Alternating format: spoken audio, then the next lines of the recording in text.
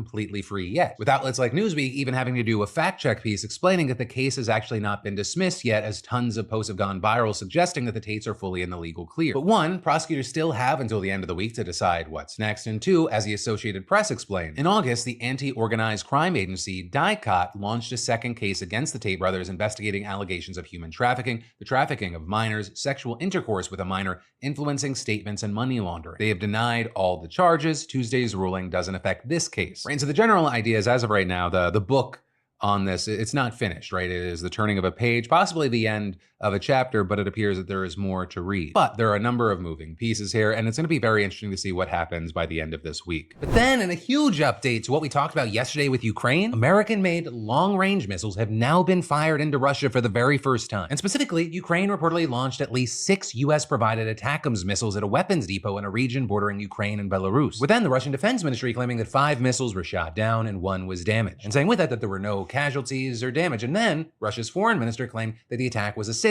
that the US is the one seeking escalation. Right? And that because this attack happened thanks to Joe Biden authorizing Ukraine's use of the weapons to strike inside Russia, which notably has also led to some European allies also considering lifting restrictions. Or the UK, for example, they're now expected to supply Ukraine with Storm Shadow missiles for striking inside Russia. Though this is Germany, on the other hand, is sticking with their decision to not provide its Taurus missile system to Ukraine. And then, with all this, we now have Vladimir Putin signing a revised Russian nuclear doctrine that lowers the threshold for his country's use of nuclear weapons, with this new doctrine specifically saying aggression against the Russian Federation or its allies by any non-nuclear state with the participation or support of a nuclear state is considered as their joint attack. And so what that means, at least in theory, is that a US-backed conventional weapons attack, like the one that literally just happened, it could trigger a nuclear response. That is, if Russia deems the attack a critical threat to the, quote, sovereignty and territorial integrity of Russia and its ally Belarus. And so with this, on one hand, that might make you think that people opposed to lifting weapons restrictions had a point. And maybe they do. But then on the other hand, this isn't actually new. Putin actually outlined these new rules back in September, right? He's just making them official now. And then of course, beyond that, he's been brandishing Russia's nuclear arsenal to discourage Western aid to Ukraine since virtually day one of this war. Also, notably, America allowing Ukraine to use these missiles is a response to Russia all of a sudden bringing in tens of thousands of North Korean troops to fight. And then finally here, with all this, you had the Russian foreign minister saying today that Russia is strictly committed to a position of avoiding nuclear war and that the weapons act as a deterrent. Though of course, when we're talking about war, none of it should be taken lightly. And then also with that specifically out of the way, it's not just nuclear attacks that people are worried about from Russia. Like for example, we got to talk about these 2 undersea fiber optic communications cables in the Baltic Sea that have just been mysteriously severed, with a spokesperson for the company that owns one of the cables saying these kinds of breaks don't happen in these waters without an outside impact. And then with that, you had the German defense minister saying no one believes that the cables were accidentally damaged. We have to state, without knowing specifically who it came from, that it is a hybrid action, and we also have to assume without knowing it yet that it is sabotage, with of course there the prime suspect being Russia, which we know 1 is extra pissed off right now, and 2 is already accused of all sorts of sabotage in Europe, right from spying to arson to assassination, though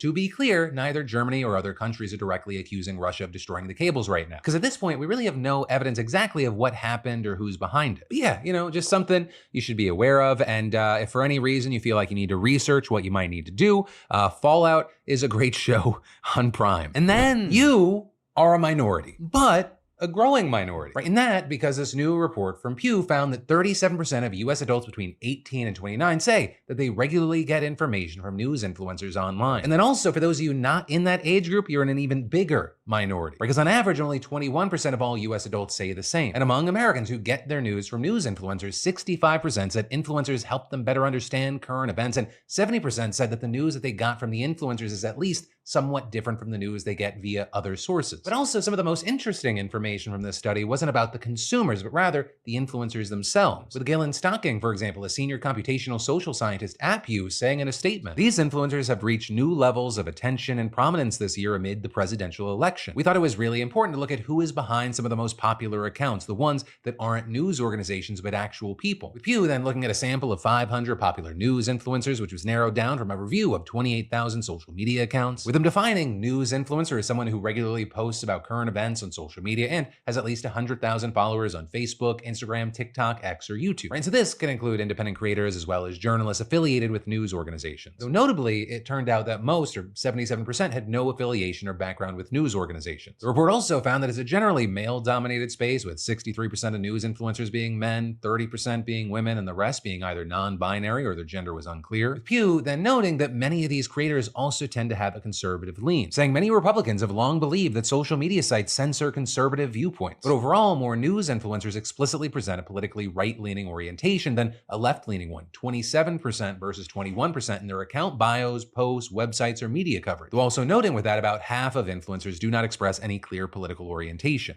Among the news influencers that Pew said that they looked at, you had names that often come up when discussing news and political creators, right? Hassan Piker, David Pakman, Jack Posobiec. You also had politicians themselves like Stacey Abrams making the list, and former news anchors like Megyn Kelly and Don Lemon. Though perhaps the biggest creator listed was Joe Rogan. And while the report didn't do deep dives into the content made by these creators specifically, it started by noting how big a sway some influencers have, as some have gotten to interview presidential candidates. With that, you had CNBC saying that some of this is actually very good for political candidates, not only because social media is a relatively cheap way to reach a large audience, but also because they argue that these platforms and the creators make it easier to advance a straightforward message compared to an interview on a traditional news network, or where they say that journalists tend to be more combative. With Syracuse professor Joshua Dar saying, it's probably good for the electorate to have a hard sit-down interview, but if it's a series of rapid-fire gotcha questions, I don't know if that's something campaigns are going to sign up for. But then it's also argued that one of the major negatives that comes up time and time again is how easy it is for misinformation to thrive on social media, especially as it pertains to politics and news. With a Columbia professor telling CNBC, there were standards that the networks used to determine what was true. Those guardrails are gone through social media. When you're getting information through social media, how do you know how original that information is? It's very hard to verify that, and unfortunately, the algorithm doesn't care. It just keeps sending you the same kind of information. Though all of this, of course, playing out as trust in traditional news media is kind of at an all-time low. So I guess with all that said, with you being a consumer of online news via me right now in this literal moment, I'd love to know your thoughts on this report, its findings, whether it be about the political or gender gaps, or just the situation in general. And that can include the pros and cons of people consuming information in this specific avenue. But then, taking a quick minute away from the news, whether it's city sounds, a snoring partner, or just a busy mind, sometimes we need help quieting the world down. And well, thanks to today's sponsor, Oslo Sleep Buds, we've found the way to get that good night's rest. These are a recovery game changer. And unlike typical earbuds that just get in the way, Oslo Sleep Buds are designed specifically for sleeping. They fit snugly in your ears, even for a side sleeper like me, without causing any discomfort. And the real magic is in their noise masking technology, right? Instead of just telling you how poorly you slept like other wearables, they actually help you fall asleep faster and stay asleep longer. And Sleep Buds can stream anything you want, soothing sounds, audiobooks, your favorite podcasts. Plus, with built-in biometric sensors, they detect when you've dozed off and they'll switch to soothing sounds automatically. And with a 10-hour battery life, they've got you covered all night long. And for me personally, I really like the in-ear personal alarm that gently wakes me up from a sound sleep without jarring me or my wife. So hey, if you are ready to transform your sleep experience, check out Oslo Sleep Buds. Better sleep is one of the best decisions you'll ever make for your own well-being. Just scan the QR code or click the link in the description for the best sleep of your life and use code PHILD for $10 off today. That's PHILD.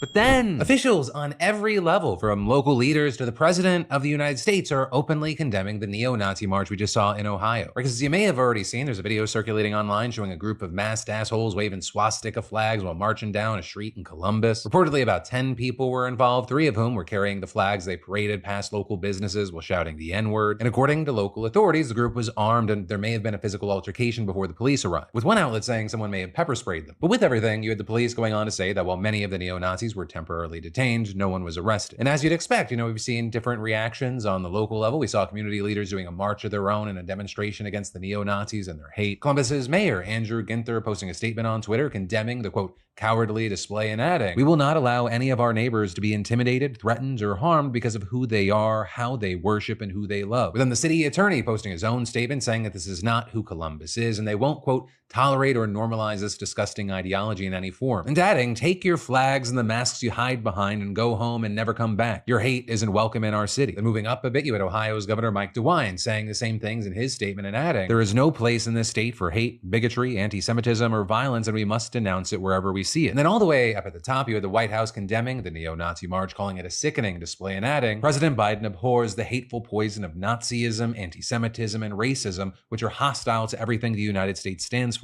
Though I will say, as much as people say this is not who we are, I can't even say that this is the first time we've seen a neo-Nazi demonstration this month. I mean, just last weekend, a group of them gathered outside a local production of The Diary of Anne Frank in Livingston County, Michigan. And then there was also a demonstration by neo-Nazis in Springfield, Ohio back in September. But then let's talk about Donald Trump nominating another Fox News host to hold a key position in his cabinet. Though I will say this one does have experience in public office, right? Because yesterday Trump announced that he was tapping former Wisconsin Congressman and Fox Business host Sean Duffy to lead the Department of Transportation, right? And here, Duffy seems to have kind of the perfect mix of political